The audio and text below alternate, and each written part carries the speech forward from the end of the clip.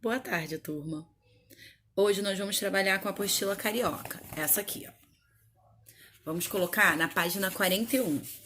Lá tem um texto que o título é: Você sabe o que é um jardim zoológico? Nós vamos ler esse texto com bastante atenção, porque depois, na próxima página, a gente vai fazer a interpretação e nós vamos aprender coisas novas que vão partir desse texto, tá bom? Vamos lá. Façam a leitura, podem pedir ajuda para o papai e para a mamãe, pausa o vídeo. Quando terminar de ler o texto, volta para o vídeo. Então vamos lá. No texto, tem uma imagem que mostra um esquema do zoológico, o mapa do zoológico. E o texto também fala que uma parte do zoológico estava em manutenção. Então, agora na página 41 vem as perguntas. Que a primeira fala o seguinte: uma parte do zoo não estava em funcionamento. Então, os alunos deixaram de ver alguns animais, mas isso não tirou a curiosidade da turma. Eles queriam ver tudo. Os animais vistos pela turma estão indicados no mapa, com uma seta. Escreva abaixo o nome dos animais visitados pela turma 1301. E vamos colocar nessas duas linhazinhas aqui, ó, a resposta. Aqui. Vamos lá. A atividade 2. Agora leia abaixo e converse com seus colegas. Na verdade, vocês vão conversar com a mamãe, com o papai ou com quem estiver com vocês. Os animais visitados são iguais? Vamos colocar um sim ou não do lado. Não tem linha, mas coloca mesmo assim. O que difere um animal do outro? Eles são diferentes. Quais são essas diferenças? Agora, organize os grupos por suas diferenças. E quantos grupos foram formados? Por exemplo, tem animais com penas, tem animais com pelos, tem animais que voam, tem animais que andam na terra. E aí vocês vão separando e vão me dizer, vão colocar aqui do lado quantos grupos foram formados. Agora, número 3. Escreva os grupos que foram formados e quais as diferenças que você observou. Você vai anotar essas diferenças. Essas que eu falei agora. Agora, independente da quantidade de grupos formados por você, observaremos as diferenças que destacam os animais visitados. Primeiro, um grupo possui o corpo coberto por pelos e o outro possui o corpo coberto por penas. Então, agora vamos lá. Número 4. Escreva no quadro abaixo os animais visitados no zoológico e o nome dos animais que possuem o corpo coberto por pelos e o corpo coberto por penas. Então, vocês vão colocar bem aqui nesse quadrinho. De um lado com pelos e do outro lado com penas. Agora, na página 43, número 5, pede para você observar o nome dos animais escritos abaixo. O búfalo, o alce, o elefante, o leão, o urso, tigre, onça, macaco e hipopótamo. São os animais que estão escritos dentro do retângulo verde. Vamos tentar ler também o nome de todos esses animais, tá bom? Com calma. Além de possuírem o corpo coberto por pelos, que outras semelhanças podemos encontrar nesses animais? Vamos parar para pensar. O que o búfalo, o alce, o elefante, o leão, o tigre e a onça, o macaco e o hipopótamo podem ter em comum? Vamos pensar juntos. Vamos lá. Eles têm corpo coberto por pelos. Eles vivem na água? Não, eles vivem na terra. Eles botam ovos? Eles nascem da barriga da mamãe. E essa é a principal característica. Todos esses animais, eles têm isso em comum. Além dos pelos no corpo, eles não botam ovos. Eles nascem da barriga da mamãe. E todos os animais que nascem da barriga da mamãe, como o coelhinho, o porco, eles são chamados de mamíferos, porque eles não colocam ovos. Eles nascem da barriga da mamãe e logo ao nascer, eles mamam o leite que a mãe produz. Então, os animais que nascem da barriga da mãe e que mamam após nascer são chamados de mamíferos. Então, vamos lá. Agora, no número 6, vocês vão escrever para mim o nome dos animais mamíferos encontrados no seu dia a dia. Tem muitos. Principalmente nossos pets, nossos bichinhos de estimação. A maioria deles são mamíferos. Vamos colocar aí e depois eu quero a resposta. Passando para o número 7 agora. Gente, pode pausar o vídeo quantas vezes quiser. Pausa, escreve e depois solta o vídeo de novo, tá bom? Vamos lá. Passando para 7. Agora vamos observar outro grupo de animais. Esse grupo aqui, ó. Então, você percebeu que eles têm o corpo coberto por pernas? Que eles possuem o corpo coberto por pernas? Percebemos. Que outra semelhança eles têm? Tem outras semelhanças. Vamos prestar atenção nas imagens. Ó, além das pernas, eles têm o quê? Isso aí, eles têm o quê? Asas, bicos. Então, vamos escrever isso na linha da letra B, tá bom? Esses animais pertencem ao grupo das aves. Então, agora, você conhece outros tipos de aves? Qual? Escreva o nome aqui, no número 8. Então, nessa página 41, a gente aprendeu 2 tipos de animais, de grupos. O grupo dos mamíferos e o grupo das aves.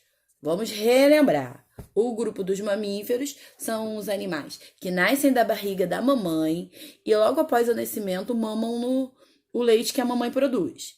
As aves possuem penas, têm bicos, asas e o mais importante, põem ovos. Eles nascem dos ovos. Mamíferos nascem da barriga da mamãe. Aves têm penas, bicos, asas e nascem de ovos. Passando para a página 43. Vamos lá. Vocês sabiam que os seres humanos também são animais? Somos. Nós temos características muito parecidas com os animais, até nossos pets. Nosso corpo é coberto de pelos. Nós não temos pelo no corpo todo, mas temos várias partes do corpo com pelos. A cabeça, os homens têm bigode, têm barba, pelos na perna. As mulheres também têm pelos na perna, pelos nos braços, pelos por todo o corpo, porque nós somos mamíferos. Assim como alguns animais. Nós pertencemos ao grupo dos mamíferos. Então, vamos lá. Nós, seres humanos, pertencemos ao grupo dos mamíferos. Possuímos semelhanças com esses animais. Temos o corpo coberto por pelos, fomos gerados dentro da barriga da mãe e as fêmeas possuem glândulas mamárias para alimentar o bebê, assim como os outros pets possuem glândulas mamárias para dar o leite para o filho. Quais semelhanças entre os grupos de mamíferos e os grupos de aves? Sim, nós temos semelhanças. Preste atenção nas dicas abaixo. Bem aqui, ó. Tem dicas mostrando as semelhanças. Aqui. Nem sempre é possível perceber as semelhanças nos grupos de animais, olhando apenas a parte externa. Mas por dentro, a parte interna do corpo, sim, como se fosse um raio-x. Todos nós temos coluna vertebral, que é esse osso principal aqui da nossa coluna, que é o que segura o nosso corpo todo em pé. Nós temos crânio. Nós possuímos ossos. Todos possuem ossos. Os mamíferos e as aves. Essa estrutura sustenta o nosso corpo. Agora, vamos lá. Responder na página 44, número 1. Qual nome você daria ao grupo dos animais que possuem coluna vertebral, que é esse osso principal que faz o nosso corpo ficar firme, sem ficar todo molenga como uma minhoca? Agora, toque com suas mãos na coluna vertebral e no seu crânio. Esse é o osso que protege o nosso cérebro. Você vai pedir para a mamãe ou para o papai ou para quem estiver perto de você para você tocar na coluna, para você sentir os vários ossinhos. E o seu crânio mesmo, você pode colocar a mão. É um osso bem duro que protege o nosso cérebro. Na natureza, ainda encontramos outros tipos de animais que são chamados de vertebrados. Animais que possuem coluna vertebral são chamados de vertebrados. Aves têm coluna vertebral, mamíferos têm coluna vertebral. Outros grupos também, mas mais pra frente a gente vai ver. Vamos lá. Na natureza ainda encontramos outros tipos de animais vertebrados que possuem características diferentes das aves como nós e os mamíferos. Vamos conhecê-los? Vamos lá. A gente tem a cobra, a tartaruga, o jacaré. Você percebeu que esses animais Você percebeu que, embora esses animais pertençam ao mesmo grupo, eles apresentam características próprias. Por exemplo, a cobra não anda, ela rasteja. E não tem o corpo coberto nem por pelos e nem por penas. Tem escamas. A tartaruga nada e possui um casco duro, como se fosse um escudo nas costas. E o jacaré vive tanto na água quanto na terra. E também tem o corpo coberto por placas. Todos os filhos se desenvolvem dentro de ovos e com uma casca dura. A cobra põe ovos, a tartaruga põe ovos e o jacaré põe ovos. Esses animais pertencem ao grupo dos répteis. A principal característica dos répteis é que eles andam rastejando. Agora vamos lá. Agora eu quero um vídeo com vocês cantando a música do Sapo Não Lava o Pé. Vamos gravar o vídeo, vamos mandar uma canção bem animada. E aí eu quero que vocês me digam: o sapo é mamífero? O sapo é ave? O sapo é réptil?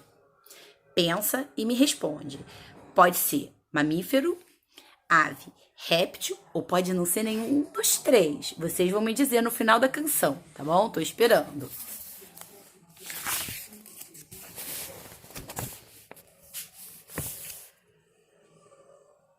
Mandaram a música. Então agora eu vou dar a resposta. Pois é, os sapos não são mamíferos, os sapos não são aves e os sapos não são répteis. Os sapos pertencem a uma outra família de animais, que são os anfíbios. Anfíbios têm como principal característica viver uma parte da vida na água e uma parte da vida na terra. Os sapos, por exemplo, quando eles são filhotinhos, bebezinhos, a mãe coloca os ovos dentro da água e eles nascem como se fossem os peixinhos, que são chamados de girinos. E eles ficam ali até desenvolver o corpo. Depois que eles crescem, eles vão se tornando mais parecidos com o sapo como a gente conhece. Nascem os bracinhos, nascem as perninhas, o rabinho, que é como se fosse um rabinho de peixe, desaparece e ele toma a forma do sapo. E ele consegue ter pulmões para respirar fora da água. Então, aí ele passa a viver na terra. Ele nasce vivendo na água e, à medida que ele cresce, ele passa a viver na terra. Então, essa é a principal característica dos anfíbios. Vive uma parte da vida na água e outra parte da vida na terra. Vamos lá. No texto diz assim, ó, onde eles vivem? Então, vocês vão responder. Na água e na terra. Eles vivem em locais próximos à água, porque precisam manter a pele de seus corpos sempre úmida. Mesmo depois que eles passam a viver na terra, eles precisam da água. Outro motivo para viverem em locais molhados é porque seus filhotes nascem dentro da água, como eu falei. Os sapos, as rãs, as pererecas colocam ovos dentro da água, porque porque os seus ovos não possuem cascadura. Os ovos se desenvolvem, os girinos, e passam por transformações, tornam-se adultos e saem da água. Outro grupo de vertebrados que você conhece bem é os peixes. Então, vamos lá. Outra família, agora os peixes. Esses animais vivem na água e nadam utilizando nadadeiras. Seus filhotes nascem de ovos, sem casca, semelhante aos anfíbios, e esses ovos são colocados dentro da água. Você conhece a estrutura que reveste o corpo dos peixes? Você sabe qual é o nome dessa estrutura? A imagem abaixo? Olha a imagem abaixo e converse com o papai e com a mamãe. Você já passou a mão sobre a nadadeira dos peixes? Você já passou a mão sobre Você já pensou sobre a maneira como os animais respiram na água? Além dos peixes, grande parte dos animais aquáticos também utilizam brânquias para a respiração, como o camarão, por exemplo. As brânquias servem para absorver o gás oxigênio dissolvido na água. É como se fosse o nariz do peixe. Fica mais ou menos aqui, ó, do lado do peixinho. Ele abre, a água entra. Esse órgão especial chamado brânquias filtra e tira o oxigênio da água. Então ele não precisa respirar o ar aqui fora. Quando a água passa dentro das brânquias, esse órgão tira o oxigênio da água e bota para dentro dele. Alguns animais utilizam as brânquias para que possam retirar o gás oxigênio da água. Esse tipo de respiração é denominado branquial. Outros animais utilizam o pulmão para absorver o gás oxigênio, e esse tipo de respiração é chamado de pulmonar. Os grupos dos mamíferos, das aves e dos répteis respira através dos pulmões. O grupo dos anfíbios, dependendo do momento da vida desse animal, pode respirar através da pele, das brânquias ou dos pulmões. Agora as atividades. Vocês vão fazer, com base na explicação e com base no que está escrito no texto do livro, a página 48, a página 49 e a página 50. A página 51 pede para que vocês façam um cartaz, e esse cartaz precisa ser feito. Ele pode ser recortado ou ele pode ser desenhado, mas eu quero a foto desse cartaz. E na volta das aulas, a gente vai expor na sala os cartazes prontos. Então não deixa para fazer depois, faz agora. Beijo e capricha na letra, capricha no trabalho. Eu tô morrendo de saudade de vocês. Tchau!